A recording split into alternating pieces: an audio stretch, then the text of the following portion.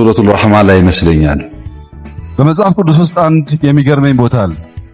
ኦርቶዶክስን በሚመለከት በተደጋጋሚ ነብዩ መሐመድ ሀገራቸው በሳዑዲ በነበረው ሙስሊሞች እወሞ ዳሰነች ህዝብ አንድ በሰፊው የሚነገር አባባል ነብዩ መሐመድ ሰለላሁ ዐለይሂ ወሰለም በፍትህ አዋቂነታቸው ሰላሙ አለይኩም ወራህመቱላሂ ወበረካቱሁ ማለት እስላም ሰላም፣ እስላም ረህመት፣ እስላም በረከት ነው ማለት ነው። በመጽሐፍ ቅዱስ ውስጥ አንድ የሚገርመኝ ቦታ አለ። ኢየሱስ ክርስቶስ ከሚከተሉ ሰዎች ጋር በአንድ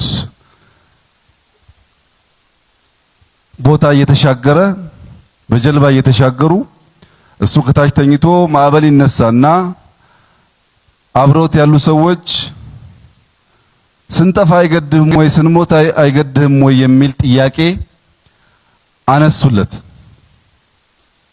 ልንጠፋ ነው፣ ማዕበል ሊወስደን ነው፣ ስንጠፋ አይገድህም ወይ ብሎ ጥያቄ አነሱለት እና ብዙ ጊዜ የሚሰብኩ ሰዎች እንደዚህ ተባለና ተነስቶ ማዕበሉን አዘዘው ይላሉ። እኔ ግን የሚገርመኝ ኢየሱስ ክርስቶስ ከዚያ ሌክ ከዛ ማዕበል ካለበት ስፍራ ወጣ ብሎ ደልዳላ ቦታ ተቀምጦ ሶፋ ላይ ተቀምጦ እያያቸው ቢሆንና ሕይወታችን አይገድህም ወይ ቢሉት አይገርመኝም።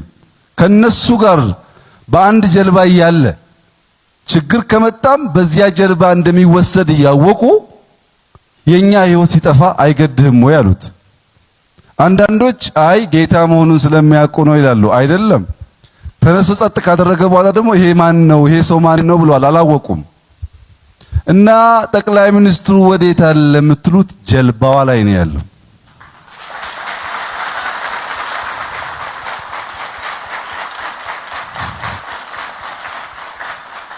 ጠቅላይ ሚኒስትሩ ጀልባዋ ላይ ነው ያለው። በእያንዳንዱ ማዕበል መካከል ነው ያለው። ህዝቡን፣ ሰራዊቱን፣ የሀገር ሽማግሌዎችን፣ ሴቶችን ሁሉ አስተባብሮ ነፃ የተረከባትን ሀገር ለትውልድ ነፃ ያስረክባል።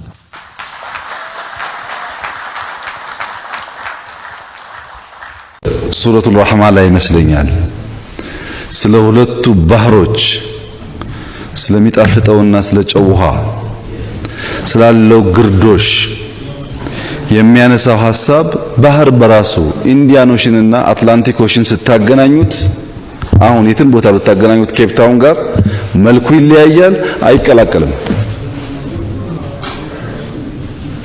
ጨለማና ብርሃን ይተዋወቃሉ እንጂ አብሮ አይኖሩም። ተከባብረው ነው አንዱ ለአንዱ ቦታ እየለቀቀ ሰላም ክፋትና ደግነትን እናስማማ፣ እውነትና ውሸትን እናስማማና አብረን ኑር ቢባል የሚቻል አይመስለኝም።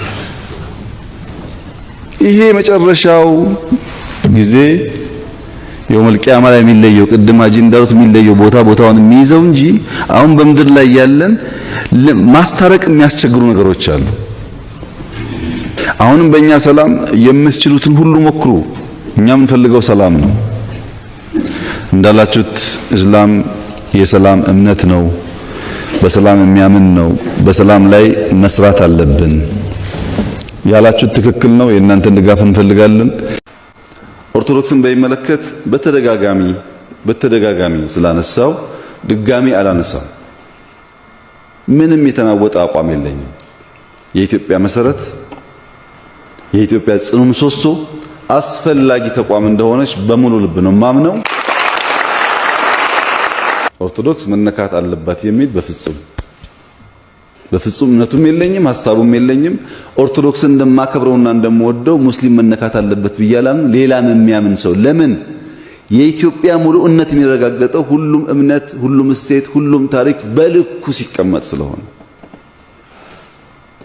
እና በንግግሬም በፕሮግራሜም በተግባሬም አንድ ቀን ተዛንፌ አላቅም በዚህ ጉዳይ። ቢያንስ ነፍሴ እያወቀች ኦርቶዶክስን የሚበድል ነገር ሰርቼ አላቅም። ወደፊትም የማደርግ አይመስለኝም። ነብዩ መሐመድ ሰለላሁ ዐለይሂ ወሰለም በፍትህ አዋቂነታቸው በመልካም የመንግስት አስተዳደር ስርዓታቸው ምክንያት ኢትዮጵያውያንን አምነው ልጆቻቸውን የቅርብ ዘመዶቻቸውንና ሰሃቦቻቸውን ጨምረው ወደኛ ሰደዋል። ኢትዮጵያውያን በመካከለኛው ምስራቅ ታሪክ ውስጥ በእምነት አስተማሪነት፣ በሀገር መሪነት፣ በስነ ጥበብ አዋቂነት፣ በንግድ ታላላቅ ቦታዎችን ይዘው መኖራቸው ይታወቃል። የባቤል መንደብ ሰርጥ የመገናኛችን ድልድይ ሆኖ ለዘመናት ኖሯል።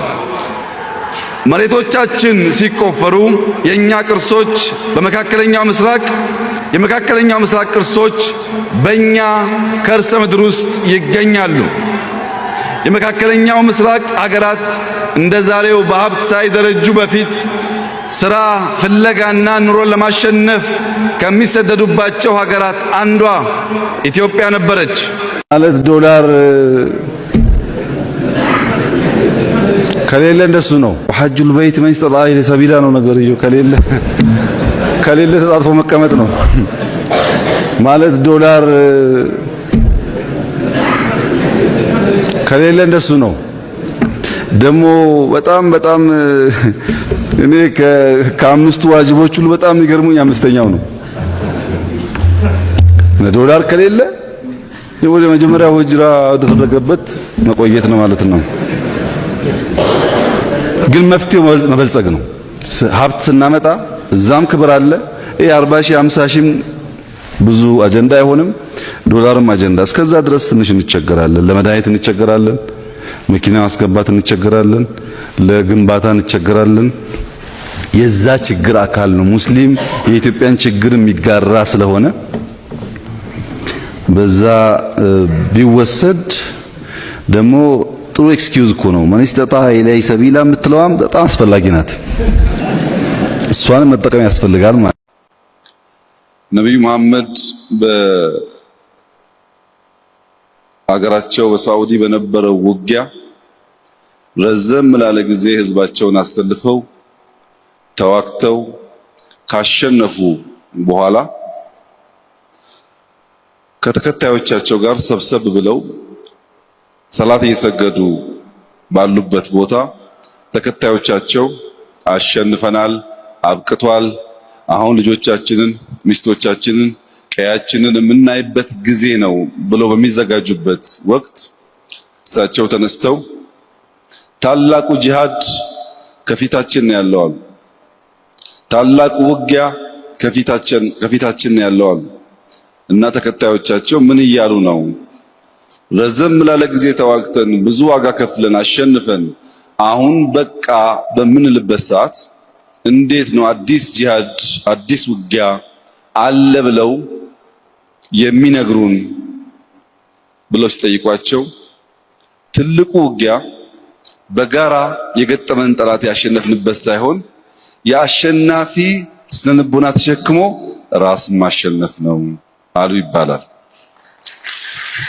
ኦሞ ዳሰነች ህዝብ አንድ በሰፊው የሚነገር አባባል ግን ጠቃሚ የሆነ አባባል አለ። የዳሰነች ህዝብ ይህን አባባል የሚጠቀምበት በሙግትና በምክክር መካከል ያለው ልዩነት ልጆች እንዲገነዘቡ ለማድረግ ነው። አንድ አባት ለልጆቹ 2 ወንድ ልጆች አሉት። ለልጆቹ 1 ላም አውርሶ ይሞታል። ያችን ላም የወረሱ ልጆች 2 ሐሳብ ይይዛሉ። አንደኛው ልጅ የአባቴን ላም አርደን ጎረቤት ጠርተን ደግሰን በልተን ማመስገን አለብን የሚል ሐሳብ ይይዛል። አንደኛው ልጅ የለም የአባቴን ላም ማረድ አልፈልግም፣ ተንከባክቤ ወልዳ እንድትራባ ነው የምፈልገው ይላል። 2 ወንድማማቾች በወረሷት 1 ላም ምክንያት ሊጋደሉ ሆነ።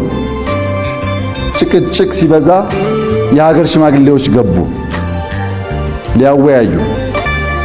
ውይይቱ ፈር መያዝ ሲያቅተው ሽማግሌዎች ይህ እኮ ሙግት አይደለም፣ ምክክር ነው። ሙግት ከሳሽና ተከሳሽ አለ፣ ፈራጆች አሉ። አንደኛው ረታው ይላል፣ አንደኛው ተረታው ይላል። በአንደኛው አሸናፊነት በሌላኛው ተሸናፊነት የሚጠናቀቅ ሲሆን ሙግት ነው። ምክክር እንደዛ አይደለም። በዚህ ምክክር የሚከስር የለም። ኢትዮጵያ ግን ታሸንፋለች። እና እነዛ ሽማግሌዎች ሁለታችሁም መተው ያለባችሁ ነገር አለ አሏቸው። አንደኛውን ጊዜን ተዋሉት፣ አንደኛውን ደግሞ ጥጃዋን ተዋሉት። ምን ማለት ነው? ዛሬ አርዳለሁ ያልከው ትንሽ ታገስ፣ ይንከባከባት፣ ላሟ ትውለድ። አርጄ ላልከው ደግሞ ጥጃዋን አጥብቶ አሳድጎ ይስጥህ፣ አርደህ ትበላለህ። አንተም ጊዜ ተው፣ አንተም ጥጃ ተው፣ ሁለታችሁም አሸናፊ ትሆናላችሁ ብለው በምክክር አስታረቋቸው ይባላል። በዚህ ምክክር ለኢትዮጵያ እና ለኢትዮጵያውያን ጥቅም የሚውል ማንኛውም ሐሳብ፣ ማንኛውም ጠቃሚ ነገር ከየትኛውም ጫፍ ቢነሳ እኛ ለመተው ዝግጁ ነን። መቋጫው ሐሳብ ግን ኢትዮጵያንና ኢትዮጵያውያንን የሚጠቅም መሆኑን ማረጋገጥ ብቻ መሆን አለበት። በዚህ ውይይት ለመጠቀም ትንሽ የሚያንገራግሩ ሰዎች የመጨረሻ ምክሬ እድሉ እንዳያመልጣችሁ። ካመለጠ ድጋሚ ማግኘት አስቸጋሪ ነው። አሁን ግን በቅንነትና በተከፈተ ልብ በዚህ ምክክር፣ በዚህ ውይይት በሚገኙ ውጤቶች ሸብረክ ለማለት፣ ለመተው፣ ለመቀበል ቢያንስ ዝግጁ የሆነ መንግስት ስላለ እድሉ ሳያመልጠን እንድንጠቀምበት በመላው ኢትዮጵያውያን ስም በተለይም በኢትዮጵያ እናቶች ስም ጥሪዬን ማቅረብ እፈልጋለሁ። በመጨረሻም የፈጠራት በብዙ ፈተናና መከራ ያጸናት አሁንም በብዙ ተስፋ የሞላት ለልጆቿ ብልጽግናን እንድታስረክብ መሰረት ለመጣል እየረዳት ያለ ፈጣሪዋ ኢትዮጵያና ሕዝቦቿን ይባርክ። ውይይታችን የተባረከና የተሳካ ይሁን። የኢትዮጵያን ብልጽግናና ሰላም እንዲሁም አንድነት ለልጆቻችን የምናስረክብ ያድርጋችሁ። እጅግ አድርጌ አመሰግናለሁ። ሙስሊሞች ከፍተኛ ንቅናቄ ያደርጉ ነበር። ንቅናቄያቸው 13 ጥያቄዎች የያዘ ነው። በደንብ አስተውላችሁ ከሆነ ኢትዮጵያ ውስጥ መንግስታት በሚቀያየሩበት ዘመን የሙስሊሞች እንቅስቃሴና ጥያቄ አለ። ጥያቄዎች አሉ። እነዛ 13 ጥያቄዎች አንደኛው ሙስሊም ህጋዊ ዕውቅና ማግኘት አለበት። ሁለተኛ ያኔ ርስት ስለነበረ የርስት ባለቤት መሆን አለበት። የመደራጀት መብት ሊፈቀድለት ይገባል። የሸሪዓም ጉዳይ ያኔ ዋና ጥያቄ ነው። በሬዲዮ የሙስሊም በዓላትም አይከበሩም፣ ግን በሬዲዮ በዓሎቻችን መነገር አለባቸው። ዛሬ በቴሌቪዥን አተራዊ ላይፍ የሚሰገድበት ዘመን ስለሆነ ለውጡ እኛ ያኔ ለነበረ ሰዎች ይገባል። እናንተ ለወጣቶች ብዙ አይገባችሁም። በኢትዮጵያ የሚኖሩ ሙስሊሞች አትበሉን። እኛ በኢትዮጵያ የምንኖር ሳይሆን ኢትዮጵያዊ ሙስሊሞች ነን። ልክ ከሌላ ቦታ መተን የምንኖር አይነት ተብሎ ስለሚገለጽ ይሄ ይቅርብን፣ ይቅር፣ የመስጂድ ግንባታ ፍቃድ ይሰጠን የሚሉ ጥያቄዎች ያኔ የነበሩ አባቶች ከፍተኛ ንቅናቄ አንስተው ጥያቄ አንስተው ይታገሉ ነበር። ምን ያህል ነገር ነው የተመለሰው? ከዚህ ውስጥ ምንድነው የቀረው? ከብዙ ርቀት ነው የተመጣው። ይበቃል ወይ? ይሄ አይበቃም። ሼክ ሀጂ እንዳሉት ነው፣ ገና ነው። የኢትዮጵያ ሰዎች ሁሉ የክርስቲያንም የእስላምም ጥያቄ ገና ነው። የምግብ ጥያቄ አለ፣ በኩል መታየት ጥያቄ አለ፣ በየትኛውም ቋንቋ በየትኛውም እምነት ያለ መገለል ፍላጎት አለ። ለዚህ ደግሞ ትግሉ ይቀጥላል። ግን ሙስሊሞች ከየት ተነስተን ነው የት የደረስነው የሚለውን ሁልጊዜ ማስታወስ ያስፈልጋል። በተለይ ለልጆች ማስታወስ ያስፈልጋል።